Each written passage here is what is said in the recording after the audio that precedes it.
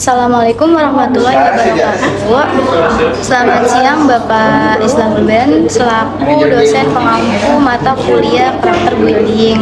Dengan saya, Rafa Zarhelianti, Fakultas Ilmu Komunikasi dengan NIM 2112-22061. Dengan teman saya, Ulfanur Fajia dengan NIM 211222053. di sini saya mohon izin Bapak untuk memenuhi tugas besar mata kuliah karakter building dengan tema pentingnya berpikir positif di era modern. Nah, pertama-tama di sini aku ingin membawakan bagaimana sih pentingnya berpikir positif. Berpikir positif itu aktivitas yang berpikir yang dilakukan dengan tujuan untuk membangun dan membangkitkan aspek positif pada diri sendiri. Bisa dengan berupa potensi diri, semangat, tekad, dan keyakinan diri kita sehingga memunculkan perasaan, perilaku, dan hal yang baik. Terus di sini juga ada mengapa kita perlu mengembangkan berpikir positif. Salah satunya untuk mencapai kesuksesan baik di pendidikan, di pekerjaan maupun di lingkungan masyarakat. Karena adanya berpikir positif itu membuat mental health kita juga baik. Terus juga mindset kita juga lebih baik, lebih improve. Dan yang kedua itu tentu bisa membentuk kepribadian yang baik, nambah kreativitas, nambah ide, menciptakan hubungan yang sehat antar individu.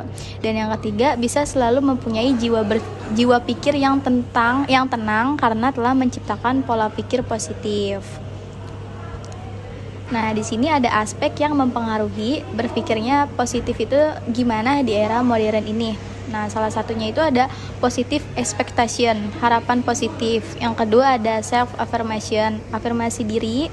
Dan yang ketiga ada non-judgment talking, tidak boleh menghakimi seseorang. Yang keempat itu ada reality adaptation, penyesuaian diri terhadap kenyataan. Dan dilanjutkan oleh Ulfanur Fajia. Oke, jadi aspek yang mempengaruhi berpikir positif itu ada 4. Yang pertama ada harapan yang positif atau positive expectation. Ketika individu mendapatkan masalah, maka aspek harapan yang positif akan mengarahkan pikirannya untuk melakukan sesuatu yang lebih memusatkan perhatiannya pada kesuksesan, optimisme, pemecahan masalah, menjauhkan diri dari perasaan takut gagal, serta memperbanyak penggunaan kata-kata yang mengandung harapan. Yang kedua ada afirmasi diri atau self-affirmation.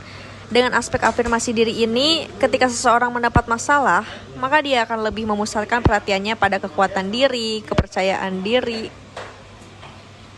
dan melihat dirinya secara positif dengan dasar pikiran bahwa setiap individu sama berartinya dengan orang lain.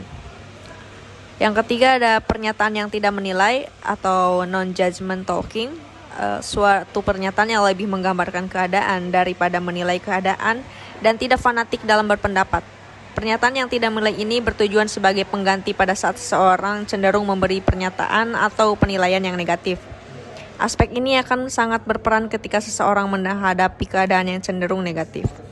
Yang keempat ada penyesuaian diri yang realistis atau reality adaptation. Dengan aspek penyesuaian diri yang realistis ini, seseorang yang menghadapi masalah akan berusaha untuk menyesuaikan diri dengan kenyataan yang terjadi. Dia akan menerima masalah dan berusaha menghadapinya, menjauhkan diri dari penyesalan, frustasi, dan menyalahkan diri. Dan selanjutnya ada cara membuka pikiran positif itu gimana sih? Ya contohnya sukses dengan selalu berpikir positif, tidak memandang orang sebelah mata atau first impression ke orang itu cepat gitu, tidak sembarangan menilai orang, baik dalam berpendapat. Dan ada pola pikir positif. Mungkin mindset setiap orang itu dan setiap individu itu berbeda-beda ya, tapi diri sendiri ini pasti punya mindset yang baik. Misal mindset yang kita miliki memang mungkin dapat diubah oleh orang lain. Misalnya mungkin kita harus kayak gini loh, atau kamu harus kayak gini deh supaya bisa lebih kayak gini gitu. Salah satunya gitu. Namun lebih baik jika kita mengubah dan mengizinkan perubahan ini atas kendali diri kita sendiri. Jadi tidak terpengaruh oleh orang lain. Mungkin bisa menghargai pendapat orang lain atau mindset orang lain untuk kita, tapi kita tidak bisa mengubah mindset yang kita punya untuk untuk memenuhi mindset orang lain terhadap kita gitu.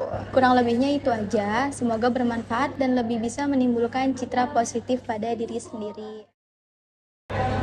Nah, tadi kita udah menjelaskan ya tentang pentingnya berpikir positif.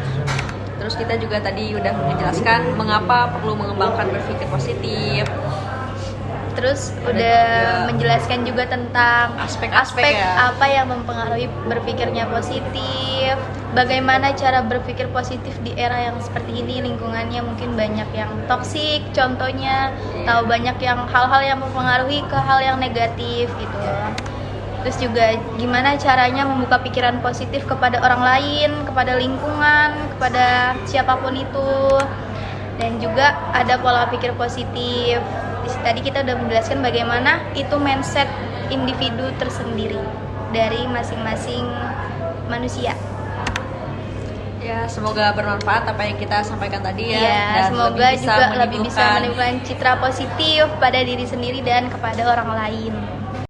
Kurang lebihnya mohon maaf Bapak kalau ada kekurangan dalam penyampaian atau ada kesalahan betul. dalam apa yang kita sampaikan. Ya, mohon bimbingannya. Terus mohon bimbingannya selalu. Terima kasih. Wassalamualaikum warahmatullahi wabarakatuh.